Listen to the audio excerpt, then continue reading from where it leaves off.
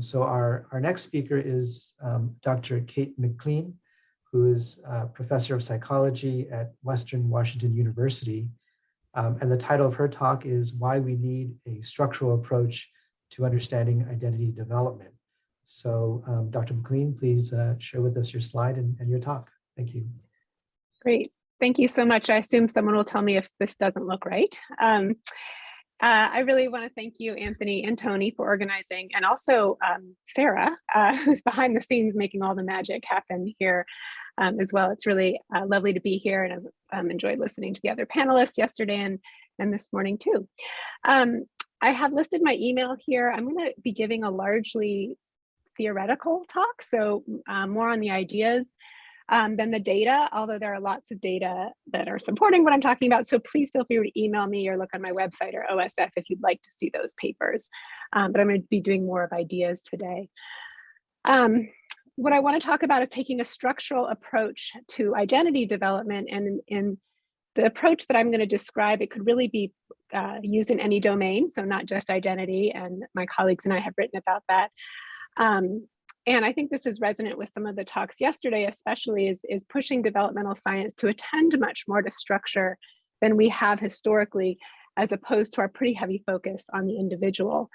And in terms of resilience and flourishing, there's a quote from one of my colleagues, Ani Rogers, in a recent paper of hers when she asks the question of what it means to be adjusted or to have well-being in a maladjusted society. So I'm hoping we can have a little bit of discussion about that today in thinking about how to conceptualize society and structure in what we do. So I'll start off by just defining narrative identity development, which is where I live. That's the area of my scholarship. And before we get into the structural approach. So largely the idea is very Ericksonian. So we're interested, oops, there we go. Okay, slides are okay. We're interested here in developing a sense of integration. So youth, primarily adolescents and emerging adults, are trying to figure out who they are, where they fit into the world, and feeling a sense of coherence or wholeness in doing that.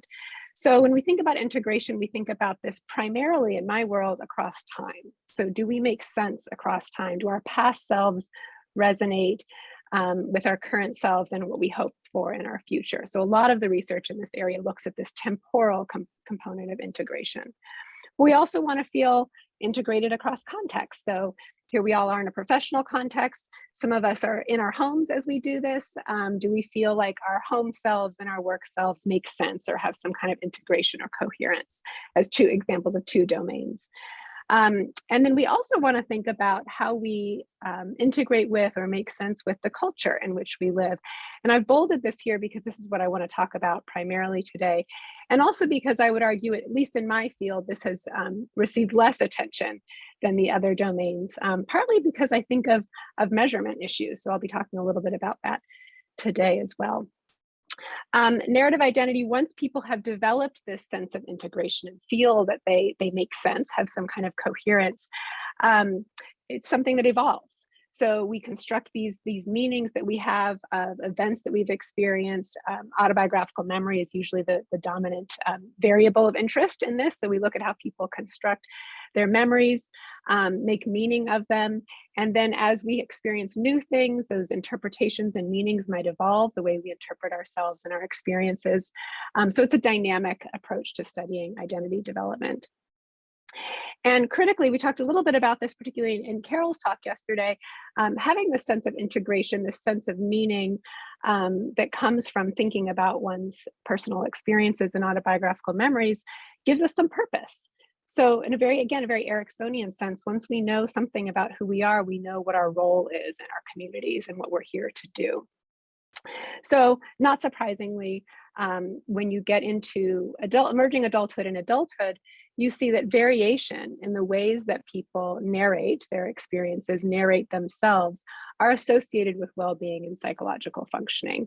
So we see that there are certain kinds of stories and ways of telling stories that are associated cross-sectionally, longitudinally, and sometimes experimentally, though I have more to say about that, but it's a different talk, associated with positive functioning, flourishing, resilience, and all these words that are the hot topics of the 2 days that we're here together. So thinking back again to this issue of culture, which is what I want to talk about today, and again, I'm taking a structural approach. I think that a lot of people probably here in this panel and elsewhere would agree that there's a challenge to measuring and conceptualizing culture in an empirically meaningful way. There are lots of assessments of culture, of course, and ways of thinking about culture, but it's a tough variable to assess and to measure. So my colleague Moin Syed and I have been working for a couple of years on an approach to thinking about how the individual and culture connect using narratives as our metric, basically. And we've been talking about the development of narrative identity as a negotiation between one's personal experiences, one's personal stories, along with what we call master narratives or larger cultural stories. And one of the reasons that this approach resonates with us, and I'm going to just speak for Moin here, he's not here, so I will speak for him, is that it puts culture and the individual on the same metric in terms of assessment, and that's pleasing in many ways. So master narratives, I'll give you some definitions here. There are a couple of ways to think about them. One is culturally shared stories, so actual stories about events that have existed in the larger community. So the example that we've given a lot of times is the story of 9/11 in an American context. There's a dominant story, there are multiple stories about 9/11, but there is a dominant one that everyone is sort of aware of and knows the general narrative of that particular event. So that would be a shared cultural story. There are also story structures that can be master narratives, and one that I'll talk about today is redemption. And Dan McAdams has written quite a lot about this. If you have watched any Hollywood movie lately, you definitely know what redemption is. It's basically when good follows bad. And you can think of that as a template. So when you experience a kind of adversity or challenge, a normative, culturally valued way of telling the story of adversity is to redeem it, is to grow from it, is to find the silver lining, etc. And then the final kind of master narrative that we've talked about is what we call a biographical template. So what's supposed to happen in a life course? When you're telling your personal story of who you are, what sorts of events should be in there? So in mainstream American culture, there's usually something about education, marriage, child rearing, childbearing, etc. So they're kind of events that we expect to happen in a life. So these master narratives create a shared narrative reality. So we all can be part of a community together by understanding what the expectations are for defining ourselves and for sharing our stories. And they do provide a scaffold for defining the self, a framework for defining the self. Moin and I are not the first people to have written about master narratives, but what we did do is try to specify how do we know something is a master narrative, and we came up with 5 different requirements. And one is that they're ubiquitous. So I've been saying things like mainstream dominant American culture. So what I'm talking about are narratives that everyone's aware of. I'll get into whether or not you believe in them or your own life aligns with them in a second, but we all know about them. So we know what redemption is, even if we don't particularly like that storyline. They're also utilitarian. So as I mentioned, they're a framework for defining the self, for telling our own stories. They're useful. They're helpful ways for us to think about our own personal experiences. They're also compulsory, and I'll say a little bit more about this in a second, but we expect people to narrate adversity with redemption in a mainstream dominant American culture. And if you don't narrate adversity with redemption, there can be some pushback, some disagreement, some lack of affirmation or validation of your story. They're also somewhat rigid. So in thinking about this shared narrative reality, we need to know what to expect from each other and from the culture at large. We as humans, predictability is useful. So they don't change very easily, and they have a staying power that helps us to create this reality. And then the final thing that I'll say is that they are largely invisible, meaning that people don't often realize that they are conforming to master narratives or using master narratives in narrating their own lives, particularly for people who align with them, whose experiences align with them. So, and I'll say a bit more about that in a second. But in general, this approach that we've taken, the emphasis here is that the individual is not defining their own identity by themselves. This is not simply an intrapsychic process. I think it was Rob and maybe Debbie yesterday were talking about public regard and how much that is actually internalized as part of someone's identity in terms of ethnic and racial identity. So there's no way in which people are defining themselves without negotiating with these larger cultural narratives. Okay, a few more things to say here about them. So this is a very simplistic model. I have some own critiques of it, that this is the original model that Moyne and I talked about. And as I mentioned, you have your own personal story and then these larger cultural narratives. And your personal story is a negotiation between these larger dominant mainstream cultural expectations and your own experience. And if you don't fit that experience, if your life doesn't fit the template, if your adversity is not redeemed, etc., you're searching for something else. You're searching for another structure to define yourself, and we call those alternative narratives. So master narratives, I've been talking about them as a structural psychological approach. That's the whole point of this talk. And the reason that we use that word is that we have argued that master narratives actually live in structures. So things like the law. When you think about marriage equality, for example, that creates a certain biographical template for those who are covered under particular laws. DSM diagnoses, if someone's life experience is represented as a diagnosis, that creates a very different kind of story than if it's not. Award-winning movies. So I say award-winning here, there's a system in Hollywood that is supported by money and business interests, et cetera, so that the movies that get the most play and the most financial support are part of a structure that then gets pushed out. These movies get pushed out to the masses, right? So we argue that these cultural stories really do live in structures of society, which is part of what makes them rigid. I've talked a little bit about this idea that we're negotiating between personal stories and master narratives. And I want to get to something that's often not absorbed as quickly, I think, when Moyne and I talk about this approach, was that master narratives represent and reinforce cultural values. So if you think of redemption, the idea of personal growth after adversity is definitely a cultural value in dominant mainstream American culture, positivity, optimism, etc.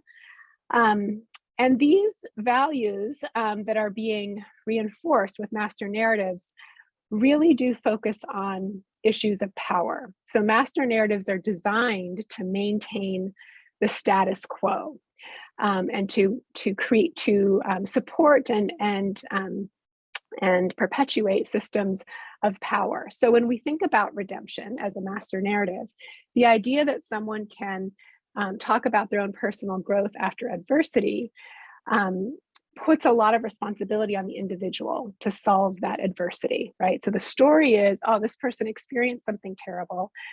They have grown from it. So we don't have to think about the structural components that might have been part of that something terrible happening. You could think about this with illness. So someone whose parent dies of cancer because of inadequate healthcare, that person may tell a story about the passing of their parent actually being something touching, moving. There was a connection at the end. They had learned so much in the process of experiencing this grief and this death, which all may be very true for the person. So I don't want to diminish the personal story. But that story allows us to not pay attention to the healthcare system that didn't provide the care for this person, perhaps dying at an early age. COVID would be a perfect example of these kinds of structural issues that come into our own personal lives. That I want to say about master narratives is, and again, this is a whole nother talk, so I will try to be short here, is that there is a constraint to them. They are rigid. And so when people's lives don't fit into these master narratives, they're tasked with extra work to figure out where they do fit. And even people who align with master narratives, who fit into these cultural expectations, we argue they're also constrained because they're kind of passively internalizing these hierarchical structures in their own life stories. And this is particularly ironic in an American culture where we have a lot of emphasis on personal agency and responsibility. So we think we have lots of agency and ability to tell the stories that we want to tell, but we're really quite constrained by these narrative structures. Before I get into an empirical example, because I do want to give you an example in this talk, I just want to mention a few other models that are doing similar kinds of things. So here we are, sponsored by partly the Bronfenbrenner Center. So you're all very familiar with this model, I'm sure. And I think we can all agree that it's inspired a great deal of wonderful research in developmental science that really does call people to attend to larger contexts of development. There have been two interesting revisions recently of this model where you take the individual out of the center. So here's the model that Jill Fish developed, and you put culture and history in the center. And this resonated with Carol's talk yesterday when she was talking about our need to attend to culture. So Dr. Fish here has moved two of the outer circles into the center. And what this does is means you cannot design a study without attending to culture and history. And in the original model, you kind of could. You could develop a study where you're really measuring just individual level factors and you can acknowledge the larger setting, but you might not have to measure the larger setting. And so in Fish's model here, the study design has to attend to culture and history. And I want to note that Jill Fish designed this model to be by and for Native Americans. And her argument was that you could not understand Native American identity development in particular without centering history and culture. In conversations with her, it's a model that can be applied to other groups, but I want to acknowledge that it was developed for a very specific group where there has been little attention paid to culture and history.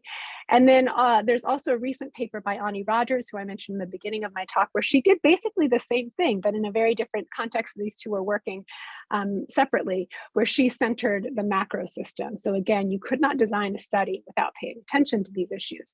So I would argue that these are also structural approaches where you have to take into account some aspect of the structure of society in order to design a study and understand whatever your psychological concept is, whether it's identity or self-esteem or whatever the variable is. Okay, so when we pay attention to culture and history and structure, I would argue that we see new things.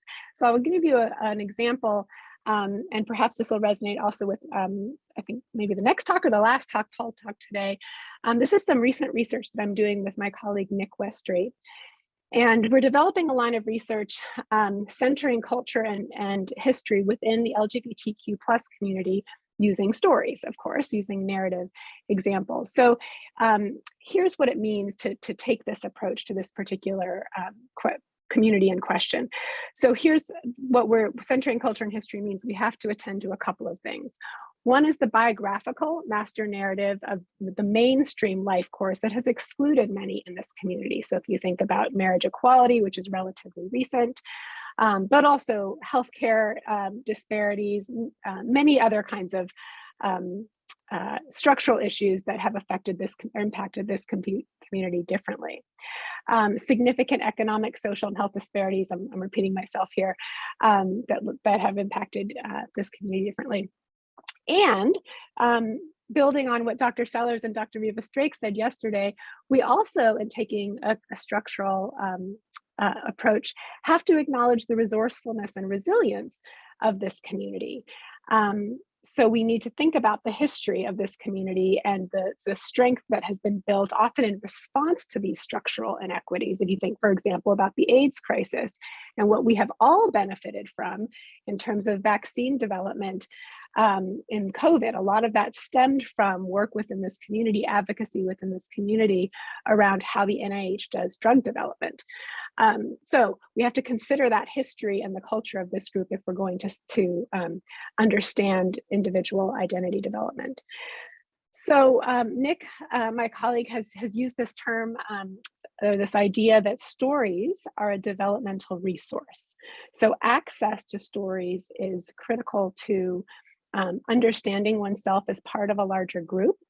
And we've used the term collective continuity to think about this idea that knowing you're part of a group that has existed through time is really important to our identity development, but also to our general well-being and psychological functioning. One of the places that this access to stories happens is in families. So there's a large literature on intergenerational storytelling and the importance of families sharing stories with each other. And it's not always or often focused specifically on storytelling, but in the racial and ethnic socialization literature, there's similar models of parents and grandparents sharing the culture and history and practices of their groups with their children as a way to develop the children's own ethnic identity and racial identity. As we heard yesterday, developing that sense of pride, for example, is associated with positive outcomes. So we know from the intergenerational family storytelling literature and the racial and ethnic socialization literature that access to elder knowledge is really important. So we would argue in our model that Nick and I are developing that this kind of intergenerational storytelling is equally important for youth and elders. So youth who are trying to find their place in their group, elders who are wanting to express generativity and feel like they have something to offer, wisdom to offer. So again, from an Ericksonian perspective, this is important for both parties. And we would argue, especially based on the RES, the racial ethnic socialization literature, that this kind of storytelling is especially important for groups who have been placed in the margins of society, whose stories have been either silenced, erased, distorted in our mainstream discourse. So having access to those stories is really critical if the dominant culture is not attending to them. And within the LGBTQ plus community, this is particularly important because often youth are being raised in families who don't share their group status. So unlike often in ethnic and racial socialization.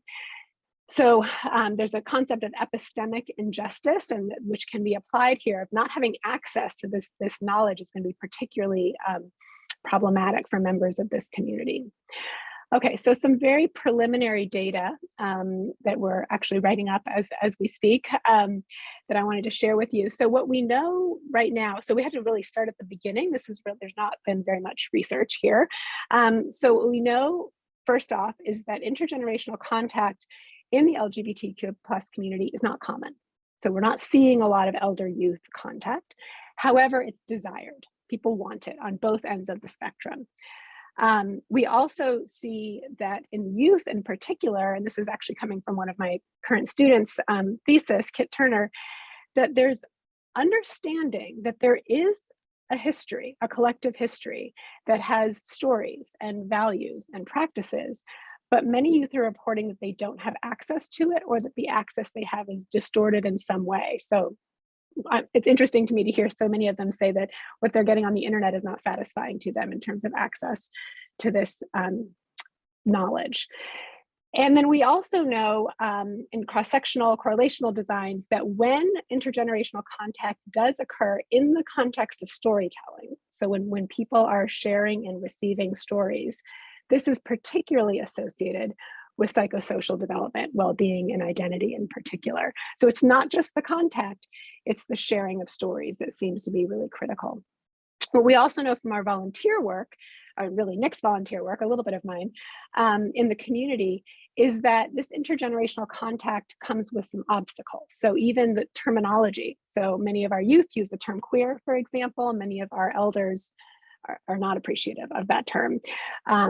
Gender labels are something that is a point of conflict. So setting up encounters to structure an interaction like this in a successful way takes a lot of thought and care, and that's what we're working on right now, is figuring out how to set up these encounters.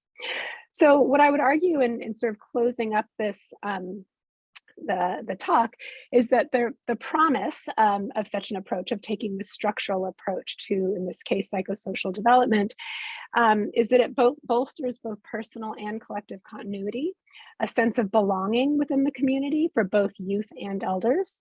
It stimulates the development of what Robin Fivish has called an intergenerational self. It promotes intergenerational solidarity, which again, as we heard from Rob Sellers yesterday, can be part of a buffer for discrimination and oppression that is still being faced. I should have mentioned in the beginning that one of the systemic issues that we're seeing here are actual laws preventing the transmission of knowledge within this community, as we're seeing in Florida. So the buffering of those sorts of effects is critical, and this intergenerational self may be part of that.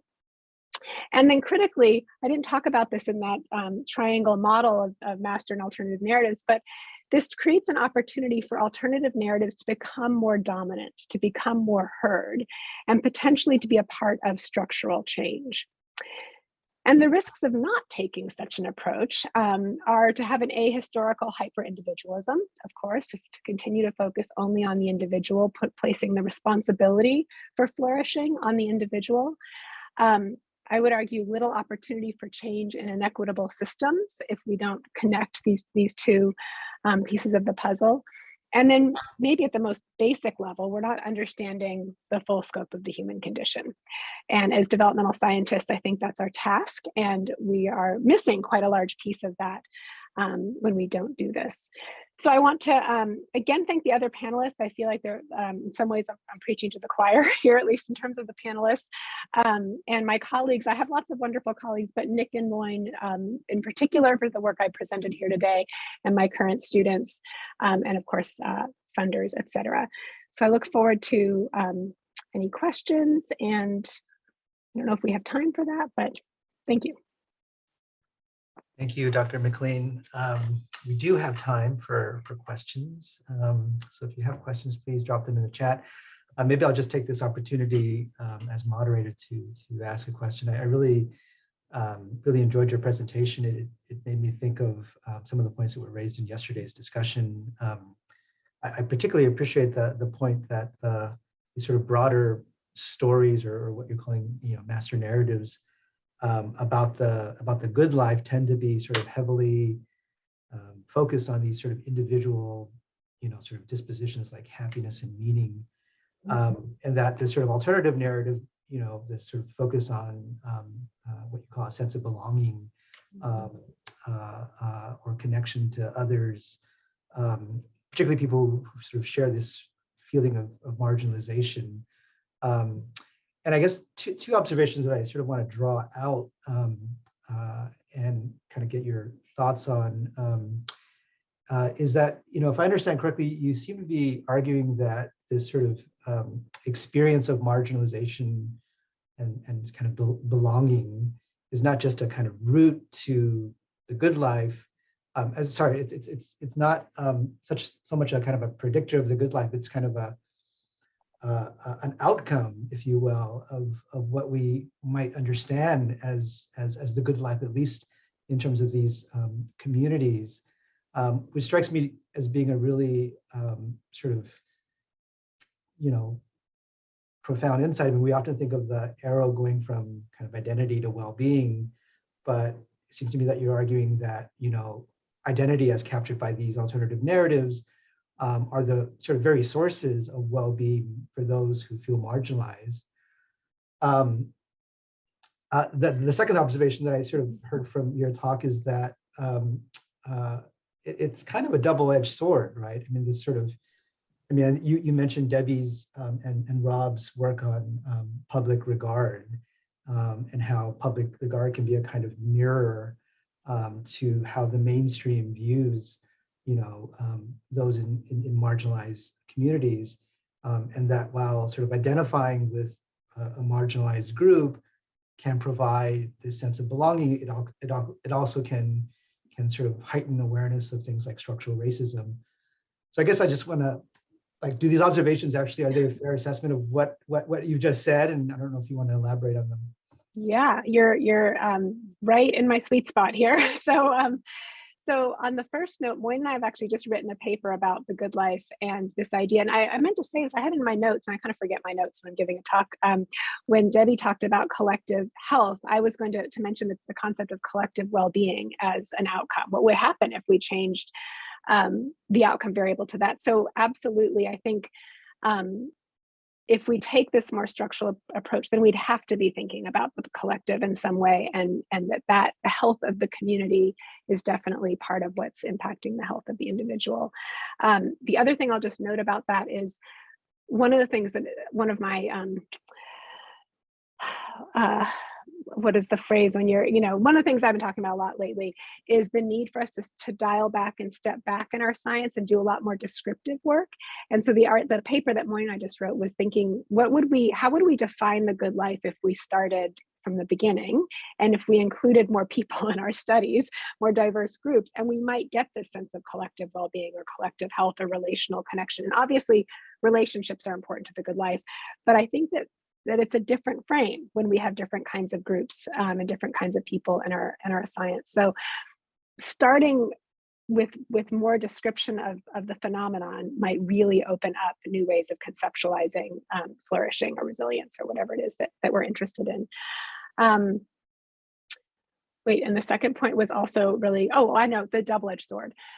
Yeah, so the other sort of thing that I've been thinking a lot about is this issue of agency, which I mentioned only very briefly. And I have it's an uncomfortable concept for me because I feel like we overemphasize agency in our culture writ large. And I think as psychologists, we need to attend to the constraints of structure and of culture. But I also don't want to diminish agency of resistance.